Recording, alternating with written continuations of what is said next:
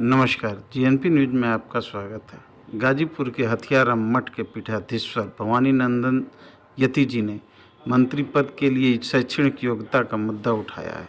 उन्होंने कहा कि चपरासी के लिए हाई स्कूल पास होना जरूरी है, लेकिन कैबिनेट मंत्री और प्रधानमंत्री पद के लिए कोई शैक्षणिक योग्यता नहीं मांगी जाती है। यह टिप्पणी मध्य प्रदेश के एक मंत्री द्वारा महिला कर्नल सोफिया कुरैशी के बारे में दिए गए विवादित बयान के संदर्भ में आई है। मंत्री ने कहा था कि हम पाकिस्तान में तुम्हारी बहन को भेजे थे।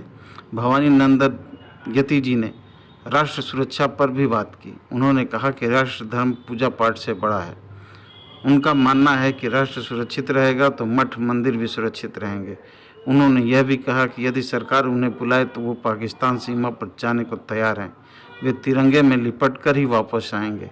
संत ने आतंकवाद पर चिंता जताते हुए कहा कि आतंकवादियों का खात्मा ही इस समस्या का समाधान है।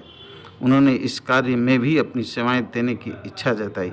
आइए सुनते हैं भवानी नंदन यति जी ने और क्या क्या कहा है।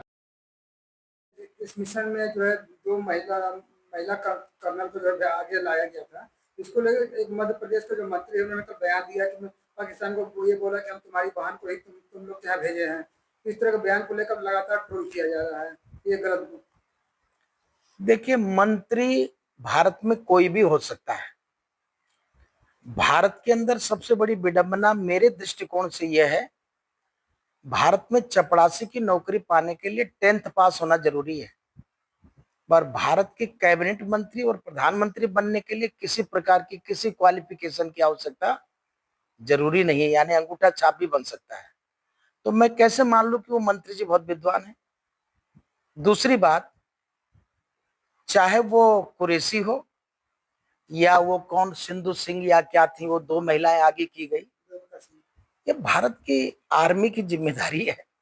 वो किससे क्या काम लेती है, हम कौन होते हैं उनको सलाह देने वाले।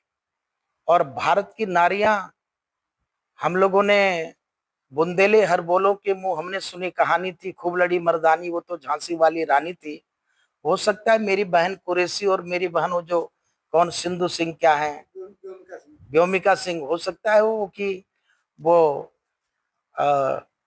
जो लक्ष्मीबाई की अवतार हो।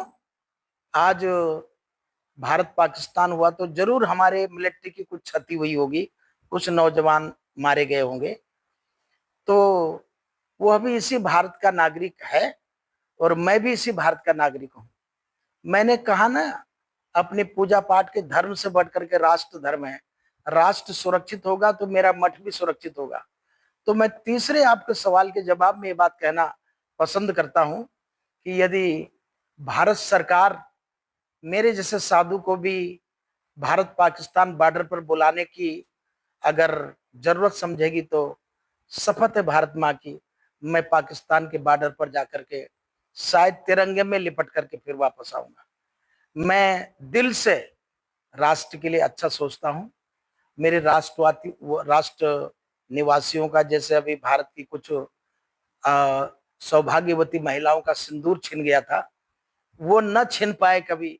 भारत के अबोध बच्चों को कोई न मार सके, कोई व्यक्ति आतंकवादी के आतंक का शिकार न बन सके, इसके लिए सबसे बड़ा उपाय आतंकवादियों का खात्मा है। उस खात्मा में यदि भारत सरकार मुझे बुलाना पसंद करेगी तो मैं बहुत ही पसंद के साथ में जाना पसंद करूंगा।